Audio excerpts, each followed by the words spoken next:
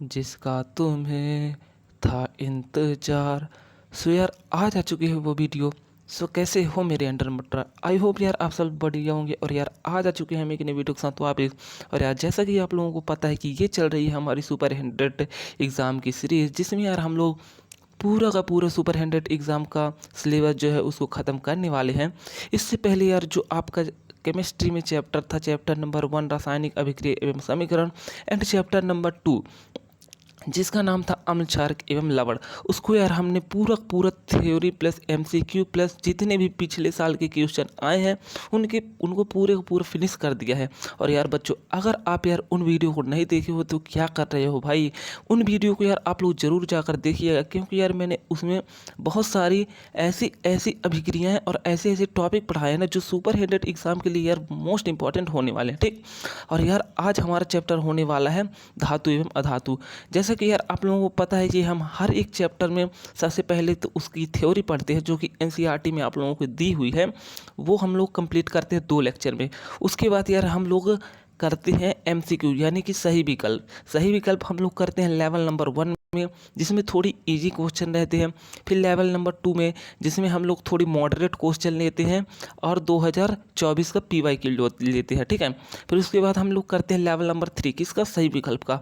उसमें हम लोग क्या करते हैं, उसमें भी यार हम लोग 30 से 40 ऐसे क्वेश्चन लेते हैं जो कि थोड़ी उनका लेवल हाई रहता है, और उसमें हम लोग 2023 के पूरे पूरे पीवाईक्यू करते हैं। ठीक, और यार अगर आप लोगों ने ये तीनों लेवल और ये 2 लेक्चर पूरे पूरे कंप्लीट एक चैप्टर से कर लेते हैं तो यार मानिए आपकी पूरी की पूरी उस चैप्टर की तैयारी हो जाती है। और यार अब आप तैयार हैं कि आप लोग सुपर 100 एग्ज़ाम में जाएं और उस चैप्टर से यार जितना भी क्वेश्चन आता है बच्चों, उसको बिल्कुल भी छोड़ करके ना आए। सो चलिए यार हम लोग आज अपने टॉपिक को स्टार्ट करते हैं। ठीक, देखिए बच्चा, आज हम लोग यार पढ़ने वाले हैं धातु एवं अधातु। ठीक, चलिए सबसे पहले धातु अधातु पढ़ने से पहले हम लोग इसके क्या जान लेते हैं, भौतिक गुण। ठीक, धातु एवं अधातु तत्वों को उनके गुणधर्मों के आधार पर धातु एवं अधातु में वर्गीकृत किया गया है। किसमें वर्गीकृत किया गया है, धातु अधातु, और एक और होता है बच्चों जिसको बोलते हैं हम उपधातु। ठीक, देखिए धातुओं के कुछ उदाहरण दिए हुए हैं इधर, जैसे आपका आयन हो गया, एल्युमिनियम हो गया, चांदी हो गया, कॉपर, ये सब आपके धातु होते हैं। ठीक, अधातु के भी कुछ उदाहरण दिए हुए हैं, जैसे कि हाइड्रोजन हो गया, नाइट्रोजन हो गया, सल्फर हो गया और ऑक्सीजन हो गया। ठीक, अब देखिए इधर यार आप लोगों का दिया हुआ है कि तत्व क्या होते हैं। तत्वों की बच्चों अब तक की जो प्राकृतिक में तत्व उपलब्ध है, मतलब कि जितने खोजे गए हैं वो कितने हैं, 108 है। सर्वप्रथम इसको किसने खोजा था बच्चा, बॉयल एवं लावोजिए ने। ठीक, आप लोग इन वैज्ञानिक का नाम जब आप क्लास 11th में जाएंगे तो लावोजिए का नाम आप लोग बहुत बार सुनेंगे। ठीक, क्योंकि इन्होंने एक नियम दिया था, क्या, द्रव्यमान संरक्षण का नियम, जो कि आप लोगों को याद हो क्या। ठीक, चलिए द्रव्यमान संरक्षण का नियम क्या होता है बच्चा, ये होता है कि किसी भी रासायनिक अभिक्रिया में द्रव पदार्थ को ना तो नष्ट किया जा सकता है और ना ही उत्पन्न किया जा सकता। ठीक, ये होता है द्रव्यमान संरक्षण का नियम, आप लोगों ने एक चैप्टर में पढ़ा होगा। ठीक, अब देखिए गुणधर्मों के आधार पर, गुणधर्मों के आधार पर बच्चों जो आप लोगों की धातुएं होती हैं, ये तो अधातुएं होती हैं, उनको 3 प्रकार में क्या किया गया है, वर्गीकृत किया गया है, धातु अधातु और उपधातु। ठीक, ठीक है, अब देखिए अब हम इधर से देखते हैं बच्चों धातुओं के भौतिक गुणधर्म क्या क्या होते हैं। सबसे पहले तो धात्विक चमक, सभी धातुएं चमकदार होती है, अर्थात धातुओं में चमक होती है, बिल्कुल सही है। जो धातुएं होती हैं वो क्या होती हैं बच्चों, चमकदार होती हैं। ठीक, और उसमें क्या होता है, चमक का गुण होता है। उदाहरण के लिए आप लोग ले लीजिए, क्या सोना देखे होंगे आप लोग, बहुत चमकदार होता है। ठीक, चांदी भी होता है। और कठोरता, कठोरता क्या होता है, सभी धातु अत्यंत कठोर होती हैं। उदाहरण के लिए आप लोग लोहा ले लीजिए, एल्युमिनियम ले लीजिए। ठीक, अब देखिए इसमें कुछ अपवाद भी हैं। ठीक, जो कि ठोस नहीं होता है, फिर भी वो क्या होता है, धातु होता है। उदाहरण के लिए क्या, सोडियम, लिथियम, पोटेशियम अत्यधिक मुलायम होते हैं, अतः इन्हें चाकू से काटा जा सकता है। ये क्वेश्चन में पूछा भी जाता है बच्चों, आप लोगों के बोर्ड में भी पूछा गया है क्या, कि ऐसी कौन सी धातु है जिसे चाकू से काटा जा सकता है, तो कौन कौन सी है, सोडियम, लिथियम और पोटेशियम। ठीक है, उसके बाद एक क्वेश्चन आप लोगों को क्या दिया हुआ है इधर, कि सोडियम धातु को मिट्टी के तेल यानी कि मिट्टी के तेल को हम लोग क्या बोलते हैं, केरोसिन में डुबाकर क्यों रखा जाता है। तो ये नॉर्मल सा क्वेश्चन है जिसको आप लोग पढ़ सकते हैं। ठीक, ठीक है। अब देखिए तीसरा में क्या बोला गया है कि रूप क्या होता है। देखिए धातुओं कमरे के ताप पर ठोस पाई जाती हैं। जितनी भी धातु है बच्चों, वो कमरे के ताप पर क्या पाई जाती हैं, ठोस पाई जाती हैं। पर पारा जो है, जिसको मरकरी कहते हैं, ये धातु जो है ये क्या है, कमरे के ताप पर क्या पाई जाती है, द्रव पाई जाती है। तो आप लोग एक बात जरूर याद रखिएगा कि ऐसी कौन सी धातु है जो कमरे के ताप पर क्या होती है, द्रव होती है, वो क्या है, पारा। लेकिन हर धातु बच्चों, पारा को छोड़ करके हर धातु कमरे के ताप पर कैसी होती है, ठोस होती है बच्चा। ठीक है, चलिए आघात वर्धनिकता देखते हैं कि होता क्या है ये। ठीक, देखिए आघात वर्धनिकता, कुछ धातुओं को पीट पीट करके चादर के रूप में व्यक्त करना आघात वर्धनिकता कहलाता है। देखिए मान लीजिए कोई धातु है, ठीक, ये कोई आपकी धातु है, इसको आप लोग पीट पीट करके क्या कर देते हैं, चादर के रूप में कन्वर्ट कर देते हैं। तो यही गुण आपका क्या होता है, आघात वर्धनिकता का गुण होता है। ये किस में होता है बच्चा, ये होता है लोहा में, एल्युमिनियम में। ठीक है, अब देखिए तन्यता का सीधा सीधा अर्थ होता है यार खींचना। ठीक, तन्यता, धातुओं को खींच खींच कर तार के रूप में व्यक्त करना क्या कहलाता है, तन्यता। उदाहरण के लिए 1 ग्राम सोना को क्या 2 किलोमीटर लंबे तार के रूप में व्यक्त किया जा सकता है। वेरी इंपॉर्टेंट क्वेश्चन यहाँ से आता है। क्या क्वेश्चन बनता है यहाँ से कि 1 ग्राम सोना को कितने किलोमीटर तक खींचा जा सकता है। ठीक, तो कितने किलोमीटर तक, 2 किलोमीटर तक बच्चा। ठीक है, देखिए आप लोगों से पूछा जा सकता है कि आघात वर्धनिकता और तन्यता में क्या अंतर है। तो जो आपका आघात वर्धनिकता है, इसमें क्या होता है कि धातु ली जाती है और उसको चादर के रूप में व्यक्त किया जाता है, और इसमें धातु को तार के रूप में खींचा जा सकता है। ठीक, उदाहरण के लिए तन्यता का सोना होता है और आघात वर्धनिकता का क्या होता है, लोहा। ठीक, ठीक है सर।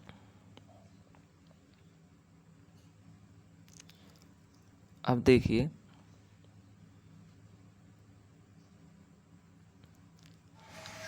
धातु में ऊष्मा की चालक क्या होते हैं, विद्युत व ऊष्मा की चालक कौन, धातु।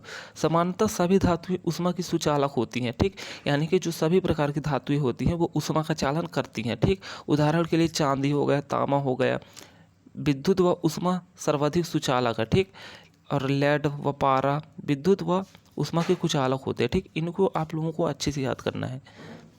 ठीक है, कुचालक क्या क्या होते हैं बच्चों, सबसे पहले आप लोग विद्युत व ऊष्मा के सुचालक देखिए कौन कौन से होते हैं, चांदी, तांबा। ठीक, और कुचालक कौन कौन से होते हैं, लेड हो गया आप लोगों का और पारा हो गया। ठीक, ठीक है। उसके बाद बच्चा अपन लोग देखते हैं क्या, ध्वनिक को अपन लोग बोलते हैं सोनोरस। ठीक, सोनोरस अब क्या होता है यार, इसकी बात हम लोग करते हैं। देखिए जो आप लोगों का ध्वनिक होता है, धातु कठोर सतह से टकराने पर ध्वनि उत्पन्न करती है, उसे क्या कहते हैं, ध्वनि के सोनोरस कहते हैं। देखिए अगर कोई भी धातु है, ठीक, अगर आप लोग उसको ऊपर से नीचे फेंकते हैं, यानी कि कुछ भी फर्श से फेंकते हैं, तो वो टकराती है तो क्या करती है, ध्वनि उत्पन्न करती है। ये ध्वनि का जो ध्वनि उत्पन्न होने का गुण है ना, उसी को हम लोग क्या कहते हैं, ध्वनिक कहते हैं।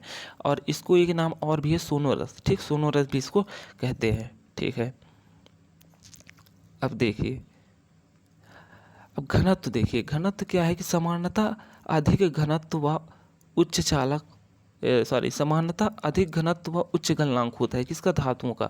लेकिन इसमें एक अपवाद है, सोडियम व पोटेशियम का घनत्व तथा गलनांक कम होता है। ठीक, लेकिन सभी धातुओं का घनत्व और गलनांक क्या होता है, अधिक होता है। लेकिन अगर आप लोगों को कहीं सोडियम और पोटेशियम दिख जाए तो इनके गलनांक क्या होता है बच्चा, कम होता है। ठीक, इनको यार आप लोगों को पूरा पूरा अच्छे से याद करके रखना है। ठीक, क्योंकि जब अपना लेवल नंबर देखिए, जब अपना सही विकल्प का लेवल नंबर 1, लेवल नंबर 2 और लेवल नंबर 3 स्टार्ट होगा ना, तो इसमें देखिए, इसमें इजी रहेगा, इसमें मॉडरेट रहेगा, लेकिन इसमें क्वेश्चन हाई रहेंगे। तो अगर ये आप लोगों को पूरा याद रहेगा तो इन्हीं के बीच से क्वेश्चन बनेगा यार, और आप लोग सही जवाब दे पाओगे। ठीक, और मान लीजिए जो मैं पढ़ा रहा हूँ ना, उसी के बीच से यार आप लोगों का पूरा पूरा सुपर हाइलाइट के एग्जाम का निकल के आएगा। अब देखिए यार, बुक से नहीं देगा वो तो कहाँ से देगा। ठीक, अपन लोग पूरी बुक का निचोड़ पढ़ रहे हैं। ठीक, वहाँ से नहीं देगा तो वो देगा कहाँ से। ठीक है, अब देखिए अब हम लोग आ जाते हैं अधातु पर। अधातु के भौतिक गुण के बारे में अब अपन लोग पढ़ते हैं। ठीक, सबसे पहले इसमें धात्विक चमक होती है। क्या होती है, धात्विक चमक। अधातुएं सामान्यतः चमकदार नहीं होती हैं, समझिए, चमकदार होती नहीं है, लेकिन इसमें एक अपवाद है। आयोडीन जो है वो चमकदार अधातु है। एक चीज़ अपन लोग याद करके रहेंगे क्या कि अधातुएं चमकदार वास्तविक नहीं होती हैं, लेकिन एक अपवाद है कि जो आप लोगों का आयोडीन है वो क्या है, चमकदार अधातु है। ठीक है, अब कठोरता की बात करते हैं। कठोरता के समानता अधातुएं मुलायम होती हैं अर्थात कठोर नहीं होती हैं। कठोर कौन होता है, धातु ही होती है। लेकिन इसका एक उदाहरण ले लीजिए आप, क्या, ग्रेफाइट। ठीक है, अपवाद भी है कि कार्बन का एक अपरूप हीरा क्या है, सबसे अधिक कठोर होता है। ठीक है ना, ठीक है। अपवाद भी आप लोगों को बच्चा याद रखना है। ठीक, अब रूप देखिए, सामान्यतः अधातुएं ठोस या गैसीय अवस्था में पाई जाती हैं। उदाहरण ले लीजिए हीरा, ग्रेफाइट, ऑक्सीजन, किसमें ठोस और गैसीय अवस्था में। लेकिन एक अपवाद क्या है कि ब्रोमीन ही एक ऐसा अधातु है जो द्रव अवस्था में पाया जाता है। ठीक है, ये भी अपवाद है, आप लोगों को याद रखना है। ठीक, अब देखिए चौथे में क्या है बच्चा, आघातवर्धनिकता। अधातुएं समानता आघातवर्धनिकता नहीं होती, अर्थात अधातुएं भंगुर होती हैं, अतः ये आसानी से टूट जाती है। ठीक, उदाहरण के लिए ग्रेफाइट ले लीजिए। ठीक, मतलब ये क्या, आघातवर्धनिकता नहीं होती, यानी कि इन्हें आप लोग किसमें, चादर में कन्वर्ट नहीं कर सकते।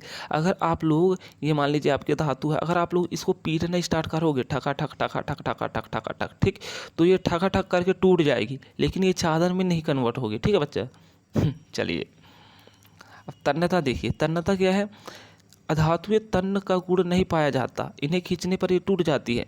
मान लीजिए ये धातु है, ठीक, आप लोग सोचते हैं कि हम इसे खींच करके लंबा कर लें, ठीक, तो ये लंबा नहीं होगा बच्चा, यहाँ पास से टूट जाएगा। क्या हो जाएगा, टूट जाएगा।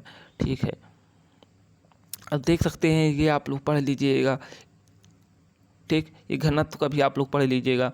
और देखिए यार, जो आप लोगों का मोस्ट इंपॉर्टेंट हो जाता है, ये कंपैरिजन हो जाता है। ठीक, इसको आप लोगों को बच्चा अच्छे से पढ़ना है। ठीक, इसको देखिए, मैं आप लोगों को नोट्स, आप लोग पता है क्या करिए, देखिए लीजिए इसका स्क्रीनशॉट, अगर आप लोग लेना चाहते हैं तो ले लीजिए, ले सकते हैं बच्चा इसका स्क्रीनशॉट, जूम कर दे रहा मैं। ठीक है, यहाँ का भी ले लीजिए। हो सकेगा यार तो मैं आपको इसकी पीडीएफ भी प्रोवाइड करवा दूंगा टेलीग्राम में, तो आप लोग टेलीग्राम जरूर ज्वाइन करके रखिएगा। ठीक है, अब देखिएगा धातुओं की किसके, वायु के साथ अभिक्रिया। अभी मैं आप लोगों को माइंड मैप भी दूंगा और ट्रिक भी इसकी बताऊंगा। ठीक है ना, किस प्रकार से आपको याद करना है। देखिए, धातुओं के रासायनिक गुणधर्म, जूम करते हैं इसको सबसे पहले।